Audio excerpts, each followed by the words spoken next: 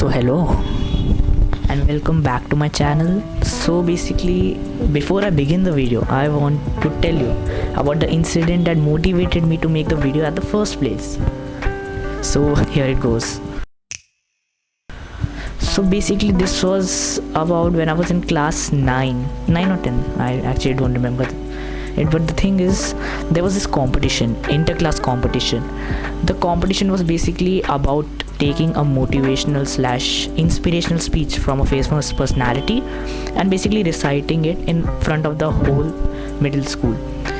Now by middle school I mean from class 4 to 10, from kids to grown-ups. It's like a hall packed with people and you have to give a speech. I did not take it seriously, but I was like, let's try. I haven't actually ever done a public speaking type thingy before, so I was like, yeah, of course, why not? So I went.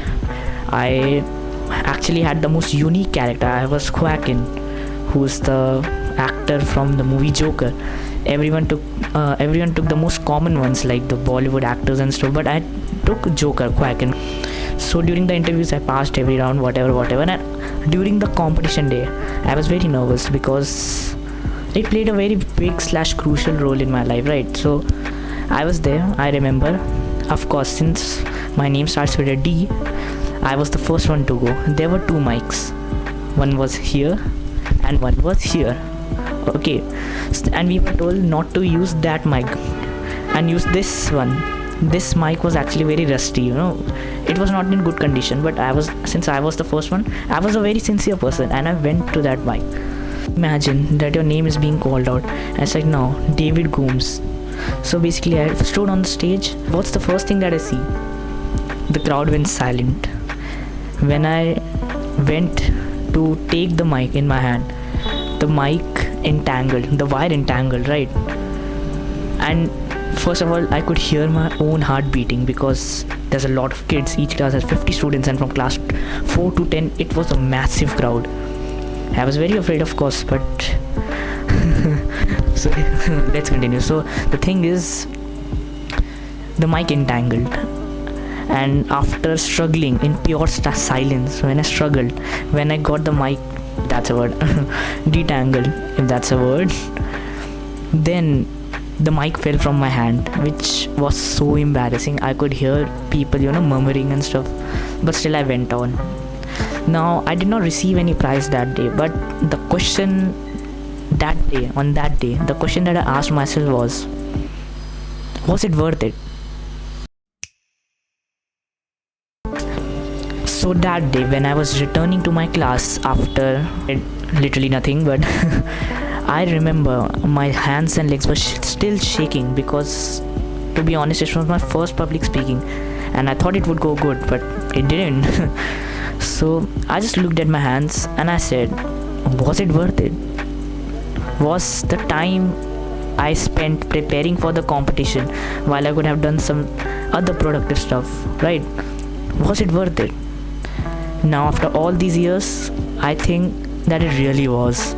See, now in grade 11th, right?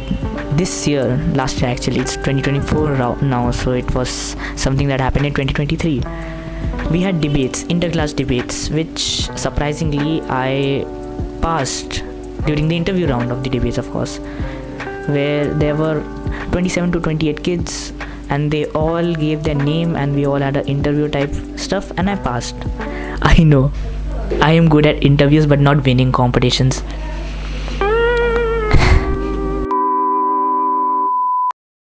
Yeah, I passed the competition. Then we had inter-class debates, and the day I went on the stage and I was scared. I was nervous, of course, because again, public speaking, but this time I did not feel the jitters. I was just confident. I was like, what's the matter? Like, it's just a public speaking. I did not win again. Just to make it clear, I did not win that time either. But here's the thing. In the past, after that tragedy that happened in class 9, I took class 9 or 10. I took part in many competitions and I failed miserably. When I say miserably, I mean miserably. Like, I have a pile of participation certificates which compound to this much.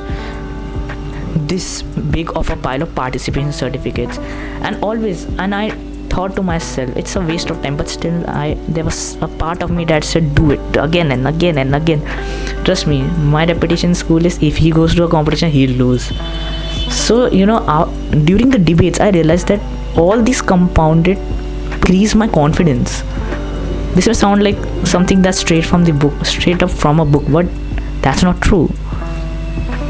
I don't know, that day while I was standing on the podium, I was confident. I was not nervous what he will think. I was looking them dead in the eyes.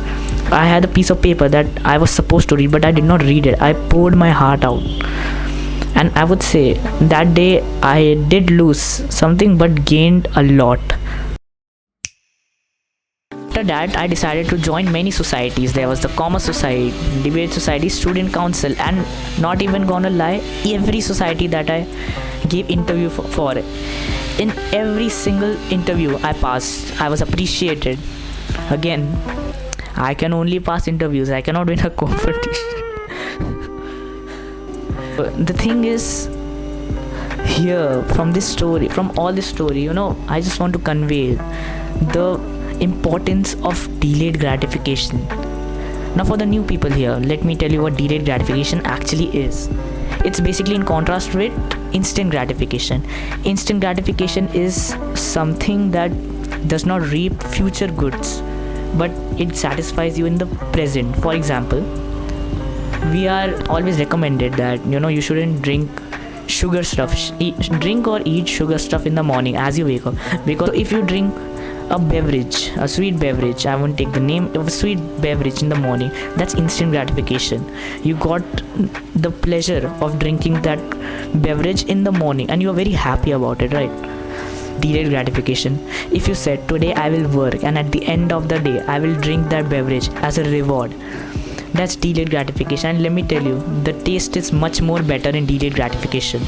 Yeah, in the similar way, I also, whenever I lost, in every competition that I lost, I always asked myself, why am I doing this? I was not getting pleasure, but now after all these years, I see that they are reaping me goods, they are reaping me confidence, the confidence which I did not have at that time. But because of those faults, because of those failures, I believe that these all compounded to the confidence that I have. Now I can talk to teachers, now I can talk to the public without hesitating. Why? Because I have experience of failure. I sometimes think that failure just comes to me and says, this guy again, like, oh my god, you don't even want to know how much I felt, man.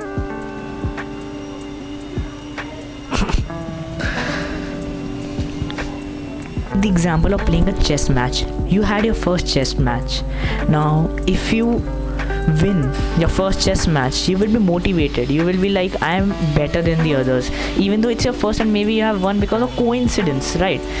Now, here's the thing.